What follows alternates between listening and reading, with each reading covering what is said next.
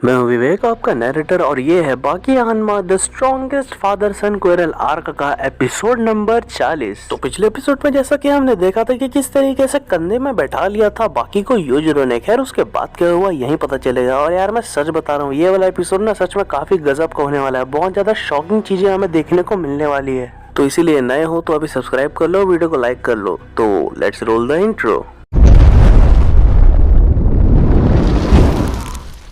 Episode number 40 की शुरुआत में हम देखते हैं योजिरो के कंधों पर शांति से बाकी बैठा हुआ होता है और चुपचाप योजिरो चले जा रहे होते हैं, एकदम जैसे कि एक बाप अपने बेटे को अपने कंधे पर बैठाकर घुमाता है ना, वही वाली फीलिंग यहाँ पर बाकी और योजिरो दोनों को आ रही होती है। दोनों का प्यार हम साफ साफ देख सकते हैं।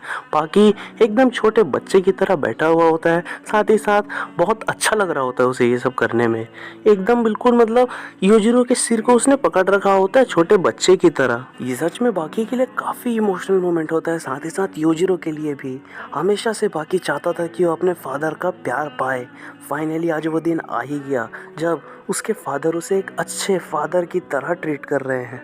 और यहाँ पर बाकी बिल्कुल बच्चों की तरह अपने फादर के सिर को टटोल रहा होता है, देख रहा होता है कितना हार्ड है ये। साथ ही साथ उनके बालों को छू रहा होता है और वो चले जा रहे होते हैं। कई गोल ऐसे राउंड वो मार चुके होते हैं अभी तक। और ऑब्वियस सी बात है, ये सब देखकर लोग तो चौंकेंगे ही, क्योंकि अभी एक दूसरे का खून पी जाने वाले फादर सन अब फाइनली इस तरीके से प्यार जो प्रकट कर रहे हैं एक दूसरे के लिए। खैर ऐसे ही थोड़ी देर आराम से प्यार से घूमने के बाद योजिरो बाकी से कहते हैं कि चलो अब टाइम आ गया, और बाकी भी हाँ कहकर धीरे धीरे करके उतरने लगता है और वो एकदम छलांग लगा करके उतर जाता है। योजिरो उसे पकड़ने की कोशिश करते हैं लेकिन वो उतरने में कामयाब हो जाता है और तुरंत ही योजिरो के कमर को पकड़ने की कोशिश करता है, लेकिन यहाँ पर कुछ अलग ही चीज हो जाती है। योजिरो एकदम अनकॉन्शियस होकर गिर जाते हैं, लेकिन हमें पता चलता है कि योजिरो ने ये ऑन पर्पस किया होता है। ऐसे ही वो गिरकर अचानक से अपने एक ही हाथ में पूरे शरीर को बैलेंस कर देते हैं भाई, लिटरली पूरे शरीर को। और इसी बीच बाकी को फ्लैशबैक्स आ रहे होते हैं उस सीन की जिससे उसकी मदर मरी थी। वो वाला अटैक जो योजिरो ने करा था उसकी मदर को मारने के लिए, कान में इतनी जोर से मारा था कि खून आ गया था। और यही सेम चीज यहाँ पर बाकी के ऊपर अप्लाई कर देते हैं योजिरो। बहुत ताकत से अपने दोनों ही बलशाली हाथों से एकदम दबा दिया होता है योजिरो ने बाकी के मुंह को। वो एकदम सिकुड़ने लग जाता है यार लिटरली। खैर अब बाकी भी कब तक सहेगा, तो अब वक्त है जवाबी कार्रवाई की। वो जैसे तैसे करके खुद को छुड़ाता है और बैम से एक घूंसा मार देता है बिल्कुल योजिरो के गाल में। तभी सीन चेंज होता है और हम देखते हैं पुरातत्व विभाग वाले साहब को, और वो एक सीन देखकर बहुत ज्यादा चौंक गए होते हैं। वो होता है ओगर वर्सेस लिटिल डेविल का। वो दोनों उसे बाप बेटे लग रहे होते हैं देखकर, और ये और कोई नहीं एंशिएंट हानमास होते हैं। ये देखकर वो लोग समझ जाते हैं, ये डिकोड कर लेते हैं कि ये जो फाइट्स है बाप और बेटे के बीच ये कब से चलती आ रही है, एंशिएंट जमाने से या फिर उससे पहले भी चलती आ रही हो। वो ये भी नोटिस करते हैं कि वहाँ पर बहुत ज्यादा भीड़ है, एकदम मतलब कई लोग भरे पड़े हैं वहाँ पर। एकदम अमीर लग रहे हैं ये लोग देखने में, अमीर गरीब सब मिक्स खड़े हुए हैं ओगर के पीछे।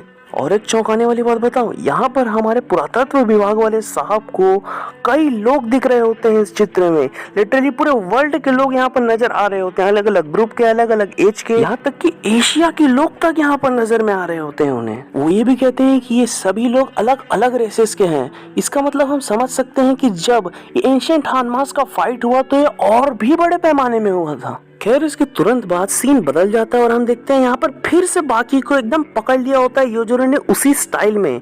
वो एकदम उसके चेहरे को गुजुल गुजुल कर उसके गाल को छू कर ऐसे देख रहे होते हैं यार प्यार से उसे। और वहीं थोड़ी दूरी में हानायामा और चियारू शिबा भी खड़े हुए होते हैं। वो लोग थोड़ी अंदर तरफ जाने की कोशिश कर रहे होते हैं लेकिन जा नहीं पा रहे होते, भीड़ जो इतनी है। खैर यहाँ पर एकदम सिर को पकड़ के बाकी को उठा लिया होता है योजिरो ने और उसके चेहरे को वो निहारे जा रहे होते हैं, एकदम प्यार से देख रहे होते हैं उसके चेहरे को और कहते हैं, देखो हमने क्या किया, हम बहुत दूर आ गए ऐसा करते करते। खैर इसके बाद वो धीरे से लैंड कर देते हैं बाकी को जमीन में, और जैसे ही अपने हाथों को हटाते हैं हम देखते हैं कि एकदम खून की धारा बहने लगती है बाकी के कानों से। खैर इसके बाद वो कहते हैं, खैर अभी तक जो भी तुमने सीखा है वो मुझे दिखा दिया, अच्छा था वो। तुम यहाँ वहाँ से सीखो या खुद से सीखो, मुझे इससे कोई फर्क नहीं पड़ता। लेकिन हाँ, तुम एक चीज भूल रहे हो जो कि मैंने तुम्हें सिखाया था। लाओ उसे ठीक करें। इसी तरह से कुछ सिखाने की बात कहकर योजिरो बाकी के हैंड को पकड़ लेते हैं और उसे फ्लैशबैक में ले जाते हैं। मतलब फ्लैशबैक आ जाता है यार बाकी को। बचपन में उसे वो पंच बनाना सिखा रहे होते हैं, एकदम ऐसा पावरफुल पंच जिससे कि पावर होल्ड हो सके पूरे शरीर का और आप बहुत ताकत के साथ पंच कर सको। इसी तरीके से याद दिलाते हुए वो बाकी के हैंड को उस तरीके से फोल्ड करते हैं। इससे होता यह है कि बाकी की शरीर की पूरी ताकत उसमें फील होने लगती है। इसके बाद वो उसे स्टैंस भी समझाते हैं कि किस तरीके से खड़ा होना है, अपने पिछले वाले पैर के ऊपर पूरा जोर देना है और साथ ही साथ सामने ध्यान रखना है और अपनी मुट्ठी के पावर को कंट्रोल करना है। खैर वो इसी तरीके से बढ़िया से समझा देते हैं बाकी को कि उसे क्या क्या करना है और लास्ट में उससे ये भी कहते हैं स्टैंस में लगाए हुए कि सब भूल जाओ डिफेंस के बारे में, अटैक में ध्यान दो। और अब बारी आ जाती है असली एक्शन की।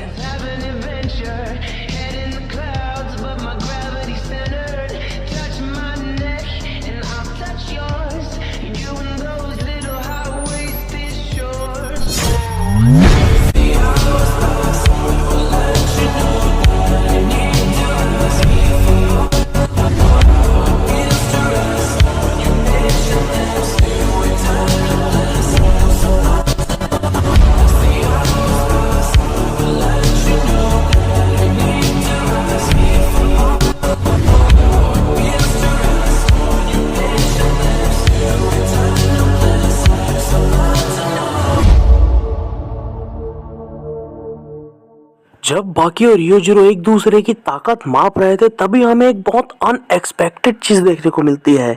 एक बंदा होता है जो कि भीड़ से निकलता है और योजिरो के सामने यही है दी ओगर ऐसा बोलकर रोते हुए एकदम उसके सामने नतमस्तक हो जाता है। खैर इसने ऐसा क्यों किया, इसके पीछे एक बहुत गहरी कहानी है। फिलहाल तो ये वाला एपिसोड यहीं पर समाप्त हो जाता है। इस आदमी का योजिरो के प्रति इस रिस्पेक्ट का एक बहुत गहरा राज है, वो तो अगले एपिसोड में ही पता चलेगा ना। तो सब्सक्राइब कर लो इसीलिए और वीडियो को लाइक भी कर देना। आज के लिए बस इतना ही। वीडियो को लाइक करें, चैनल को सब्सक्राइब करें। हम आगे भी और ऐसे वीडियोस लाते रहेंगे। Love you all, I am out.